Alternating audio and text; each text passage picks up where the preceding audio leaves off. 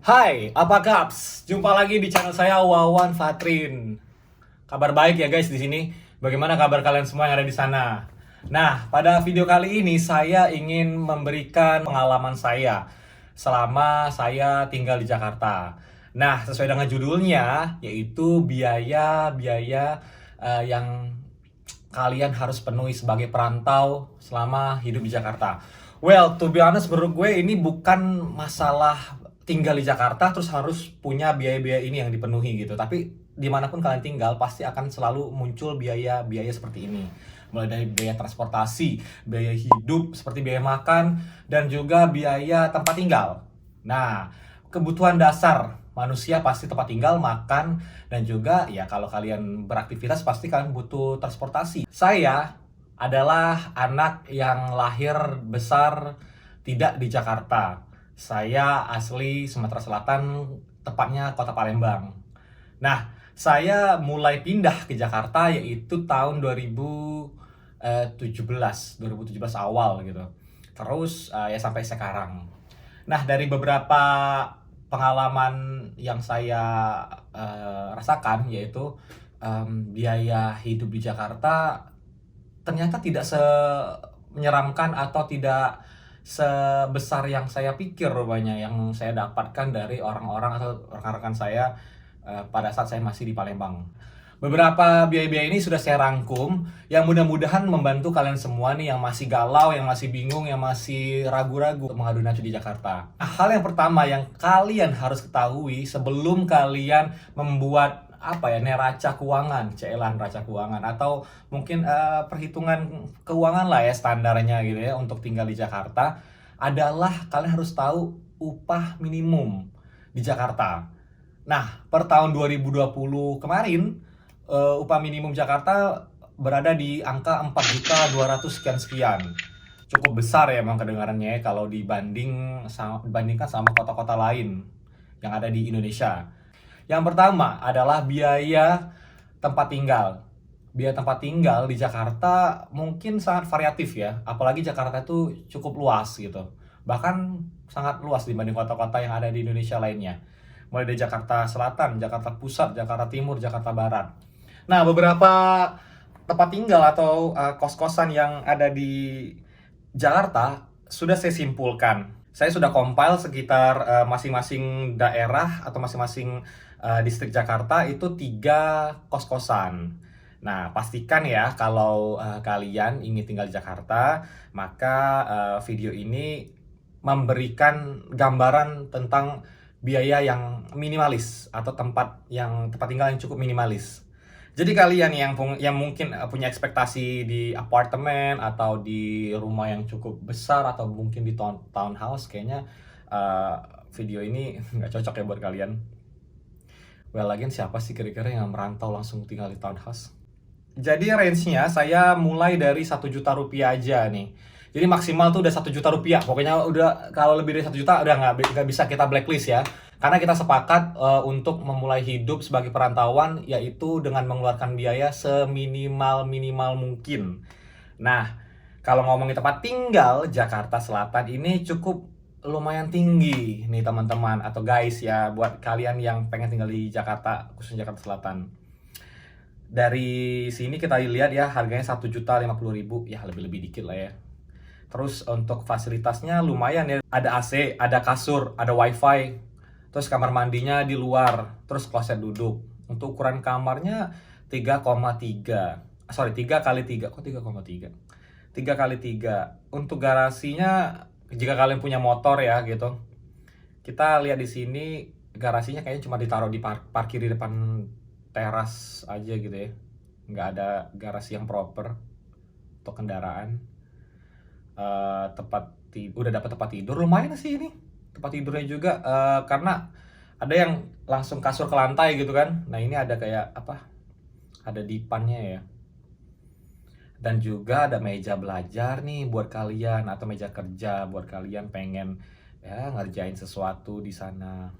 Dan di sini ada dapur sama ada meja makan atau living room lah ya sekalian di sini.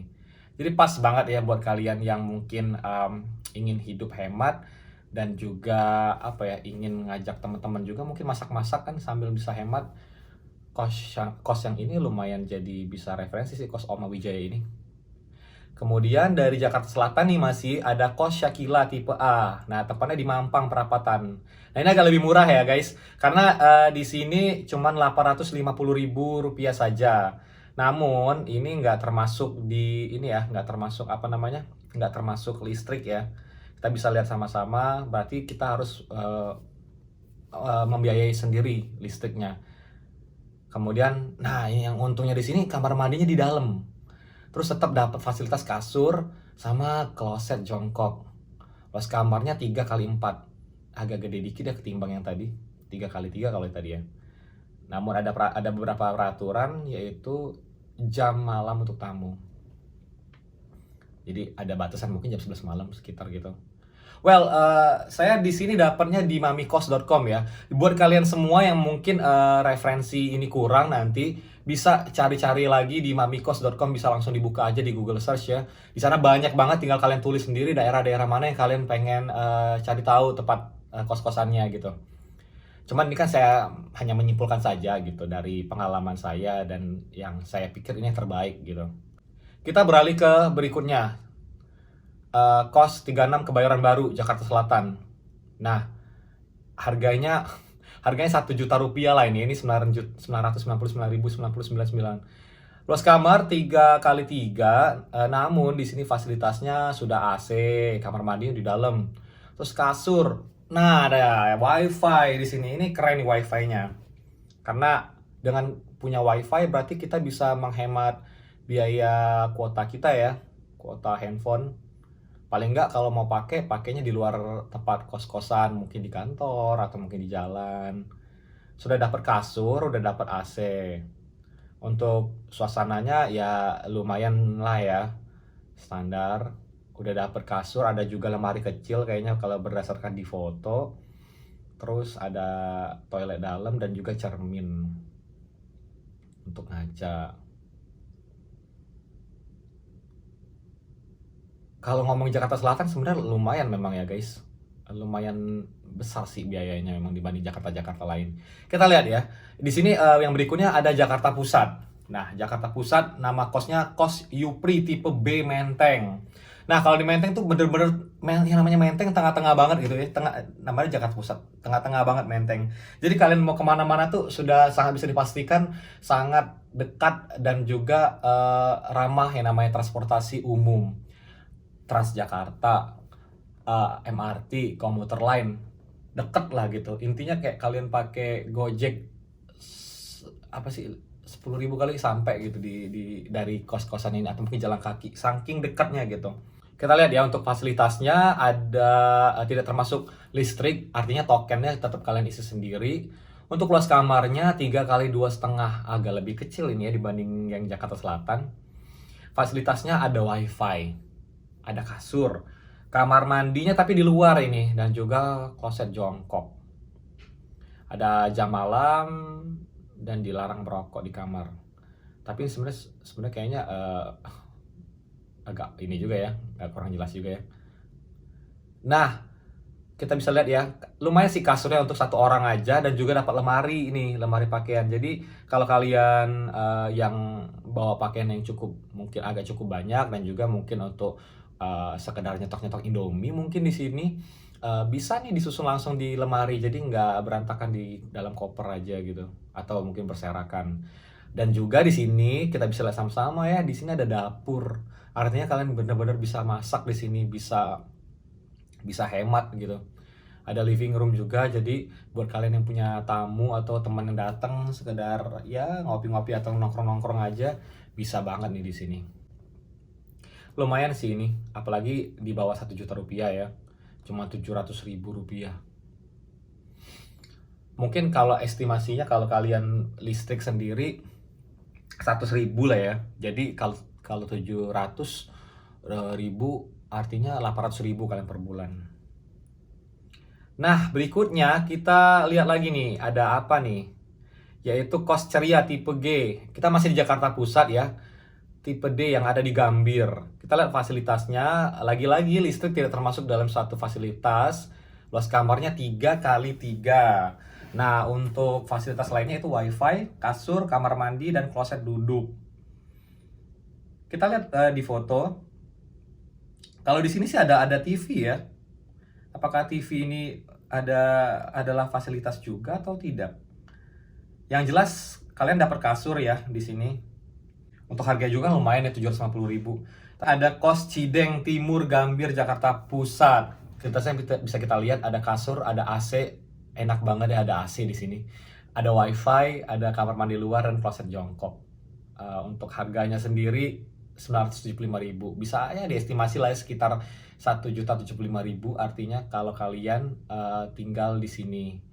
Nah, kelihatan lebih ini ya, lebih proper ya, dapurnya lebih bersih juga, tempatnya di sini lebih luas dan ada lemari pakaian sama ada meja kecil. Cocok lah sih buat lagi-lagi kalau kalian yang bawa koper, bawa baju langsung disusun, dirapiin biar lebih enak aja ngeliatnya gitu kan. Oke, kita tinggalkan dari Jakarta Pusat. Kita ke Jakarta Barat ya. Jakarta Barat kali ini ada di Kos Valesia Jaya 5 tipe B. Nah, ini di Grogol. Buat kalian yang nggak tahu Grogol, Grogol itu lumayan dekat ya kemana-mana. Di sana ada stasiun kereta api, komuter line, bus Transjakarta juga ada di sana. Pastinya kalau kalian tinggal di daerah Grogol, dimanapun ya, nggak cuma di kosan ini aja, kalian jangan khawatir karena transportasi umum sangat-sangat banyak di sana, sangat proper sekali sih untuk ketersediaan fasilitas umumnya. Kalau dari depan sih kayak ini ya, kayak kos-kos, kayak apa, kayak ruko tertutup gitu ya, dan AC-nya banyak banget lagi. Otomatis fasilitas yang didapatkan pasti banget nih, ada AC, bener, ada kasur, ada wifi. Nah, khusus di kosan ini ada kamar mandi di dalam. Wow, kita bisa lihat sama-sama ya. Lumayan sih, walaupun agak ngepas kayaknya ya ini. Tapi fotonya nggak menipu sih ini. Ini emang pasti beneran kalau dari mamikos.com. Berikutnya yaitu sama, masih di Kos Valencia dan fasilitasnya hampir sama ya. Ada wifi, ada AC, ada. Nah, namun di sini kamar mandi luar di sini. Beda sama yang tadi ya, kamar mandi di dalam. Terus ada apa lagi nih? Kita lihat sama-sama nih. Kalau berdasarkan foto sih ya udah dapat kasur yang pasti ya. Dapat kasur, dapat AC. Lumayan sih ini. Harganya 675.000. Nah, yang terakhir dari Jakarta Barat harganya 849.000. Namanya kos-kosan 2.1 Tanjung Duren, Grogol. Masih sama nih, Tanjung Duren. Dengan fasilitas kasur, AC, wifi, kloset duduk. Bagaimana dengan penampakan dalamnya? Kalau di penampakan luarnya kayaknya rumah-rumah minimalis gitu ya. Ada kasur, ada lemari. Tapi ini lemarinya lebih gede sih dibanding yang tadi dan sebelum-sebelumnya. Bahkan di sini ada kipas gantung lagi, sama ada meja belajar. Wow, ini lumayan sih. Dan juga ini ada foto lainnya, yaitu parkiran. Jadi parkirannya di depan rumah itu ya, tapi dipagerin. Lumayan sih kayaknya untuk orang-orang yang ngekos di sana. Dan kita beralih ke Jakarta Timur ya. Kalau tadi udah Jakarta Selatan, Jakarta Pusat, Jakarta Barat, sekarang Jakarta Timur. Jakarta Timur ada di Kos Mahkota. Nggak mahal, cuma 800.000 aja. Bahkan ini udah termasuk listrik. Tapi ini Jakarta Timur ya. Kalian bisa estimasi sendiri kalau kalian kerja di Jakarta di mananya. Fasilitasnya ada kamar mandi di luar, ada kloset jongkok, kasur, wifi. Tapi kamar mandi di luar ya. Lumayan sih, ini ada TV juga di sini penampakannya. TV tabung kayaknya. Ada lemari, ada dapur. Sebenarnya yang paling penting sih menurut pengalaman saya ya, dapur itu tuh hal yang kayaknya tidak tertulis fasilitasnya, tapi kalau ada tuh senang sekali gitu, karena artinya bisa masak sendiri, bisa menghemat gitu, bisa ya meminimalisir pengeluaran lah gitu intinya, bisa bawa bekal ini kan. Yang berikutnya ada di Jakarta Timur, masih Kos Berlin Duren Sawit. Nah, kalau ngomongin fasilitas, nah ini nggak termasuk listrik gitu.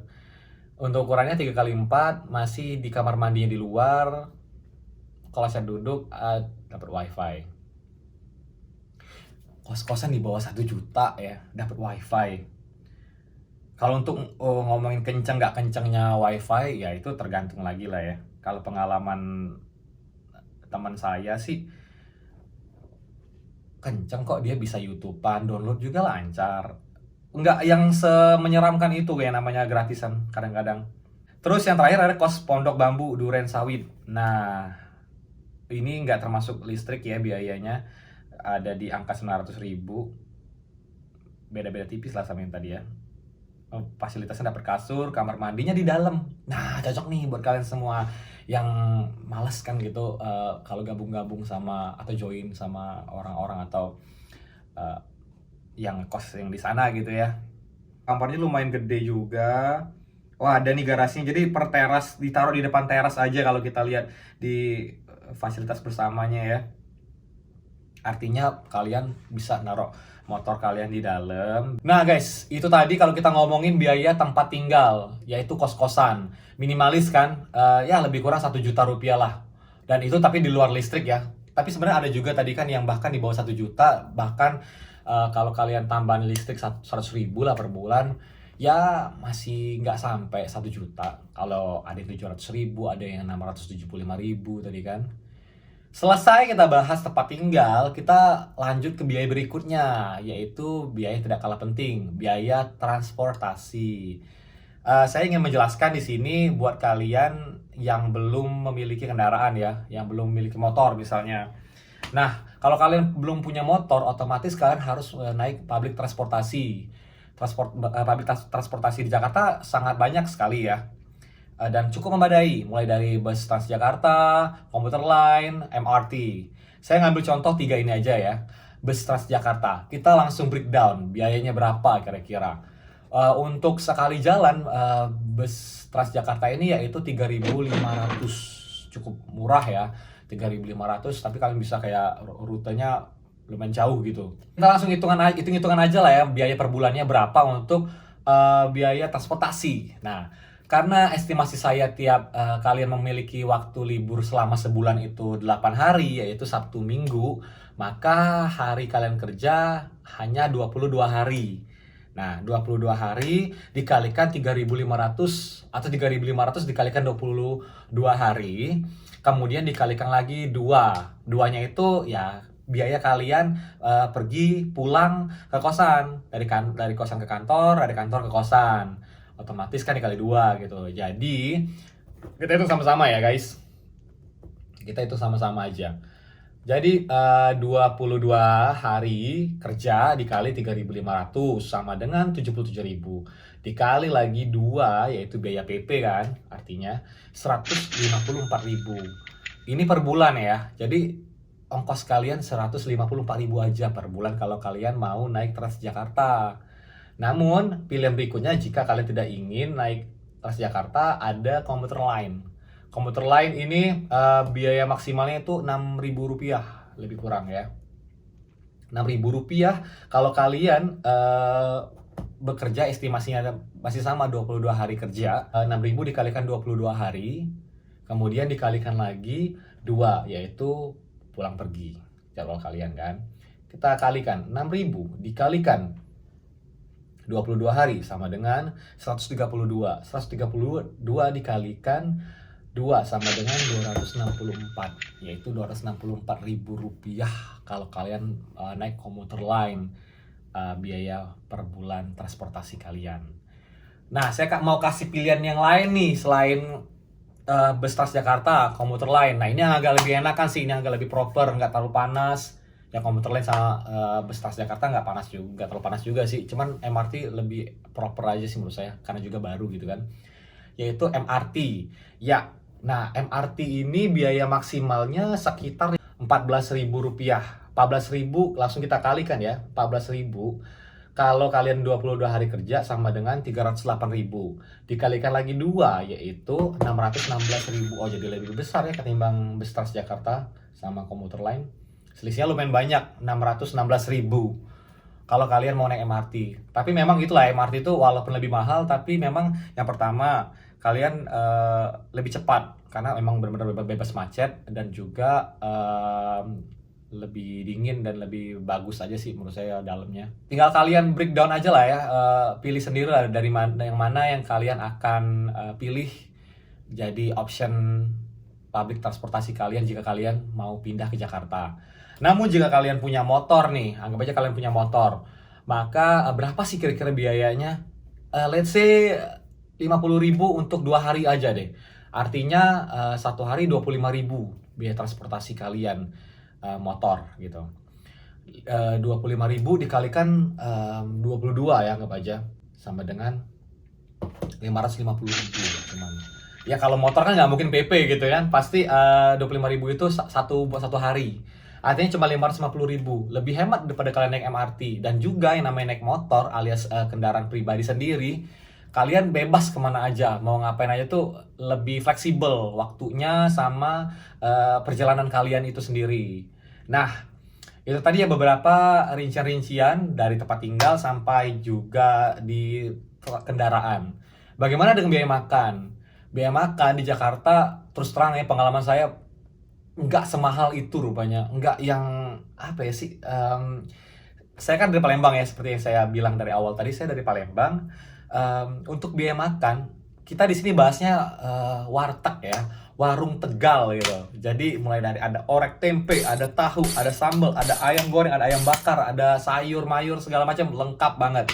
Nah, kalau kalian estimasinya adalah makan ayam nih setiap hari nih, makan nasi ayam, pakai orek tempe, pakai sayur, 15.000 dapet kok. Serius 15.000 dapet, iya. Iya, kalian juga nggak usah ekspektasi ayamnya gede-gede banget juga ya. Seenggaknya 15.000 itu kalian udah bisa kenyang gitu. Nah, kalau di Palembang, daerah saya 15.000 juga nasi ayam sama sayur sama orek sekitar segitu. Kita hitung-hitungan aja lah ya, berapa kira-kira biaya makan di sini. Nah, karena mungkin kalian opsional juga ya, saya ngitungnya nasi ayam di sini 15.000. Otomatis akan lebih murah kalau kalian nasi sayur aja atau nasi telur atau nasi tahu, nasi tempe. Yang jelas kita 15.000 nasi ayam yang paling mahal ya, kita nggak yang ini yang paling lebih mahal dari itu banyak sih sebenarnya. 15.000 kita kalikan 30 hari, ya dong. Kita kan makan setiap hari ya, sama dengan 450.000. Kemudian 450.000 dikalikan lagi 2. Kenapa dikalikan 2? Ya, kalau pengalaman saya pribadi ya, saya makannya siang sama malam aja sih gitu. Saya sarapan enggak sarapan. Ya, tapi terserah kalian. Kalau kalian mau sarapan ya udah sarapan. Kalau saya sih agak siang jam 11 sama jam habis maghrib baru makan lagi gitu. Intinya cuma 2 kali sehari. Jadi kalau kalian dua kali makannya dengan makan nasi ayam di warteg 15.000, maka sebulan pengeluaran kalian sekitar 900.000 rupiah saja. Nah, ini belum biaya-biaya lain ya. Belum biaya kuota internet. Walaupun di kosan kalian ada wifi, pasti kan butuh dong yang namanya internetan. Nah, biaya wifi. Yang cewek mungkin biaya kosmetik, biaya dandan segala macem. Oke, di sini kita hitung-hitungannya biaya yang di luar dari kosmetik aja lah ya. Karena saya nggak tahu juga berapa gitu. Sama, bahkan ada biaya sabun nih kalau kalian mau cuci sendiri atau mungkin biaya laundry. Tapi kita nggak ngomongin biaya laundry ya, itu udah di luar dari biaya yang pokok di sini. Jadi estimasi kita tadi jika kalian mengambil kos-kosan dengan harga 800.000 rupiah. Kemudian biaya transportasi kalian mau yang paling murah aja deh. Naik bus Transjakarta nggak apa-apa deh, 3 bulan, 5 bulan pertama panas-panasan ngap-ngapan. 800.000 ditambah 154.000 sama dengan 954.000 ditambah biaya makan kalian selama sebulan 900.000 sama dengan 1.854.000 rupiah. Dan ditambah lagi lah biaya internet kalian deh, kuota deh berapa nih, 100.000 ya, 100.000 lah ya, hemat lah. Jadinya 1.954.000 rupiah. Nah, ini di luar biaya, sekali lagi belum biaya laundry ya, biaya kalau kalian ngerokok segala macam itu udah beda lagi ceritanya, urusannya kosmetik udah beda lagi deh urusannya ya. Jadi jika kalian memiliki gaji sesuai dengan UMP Jakarta yaitu 4.200.000, maka kalian sebenarnya bisa nabung lebih kurang 2.246.000 rupiah. atau 2 juta lah ya. Jadi 246 ribunya mungkin ya udah deh, self reward deh buat kalian pengen makan atau nongkrong sesekali di warung-warung kopi gitu ya, oke lah gitu. Kalian bisa saving 2 juta rupiah. Lumayan kan 2 juta rupiah, tapi ya itu tadi no pain no gain. Nah, itu tadi ya biaya-biaya yang sudah saya breakdown jika kalian ingin merantau ke Jakarta. Walaupun mungkin biaya-biaya tadi belum secara sepenuhnya ya, mulai dari biaya kosmetik atau mungkin biaya ngerokok segala macam. Namun jika kalian mau lebih hemat, mungkin biaya tadi sudah memberikan gambaran yang cukup jelas jika kalian tinggal di Jakarta. Intinya yang paling penting adalah sebelum kalian menentukan biaya-biaya, yang paling penting adalah diri kalian. Mau survive nggak? Mau berjuang nggak? Mau kerja keras nggak di Jakarta? Karena di Jakarta ini keras bro. Di sini nggak boleh cengeng sih. Hidupannya keras gitu. Jadi once kalian ngelihat biaya tadi, wah naik Transjakarta mulu nih capek panas. Makan nasi sayur mulu bosen. Ya, namanya berjuang bro. Hidup itu harus berjuang. Harus punya survival di dalam diri kalian. Jadi yang paling penting adalah kalian mau berjuang, kalian mau kerja keras, kalian mau mempunyai kemauan untuk punya hidup yang lebih baik ke depannya. Kalian nggak perlu nargetin sih 1 tahun atau 2 tahun, pokoknya harus sukses, harus punya ini, harus punya ini, harus punya ini, punya ini. Ya bagus juga sih jadi motivasi kalian, itu penting juga.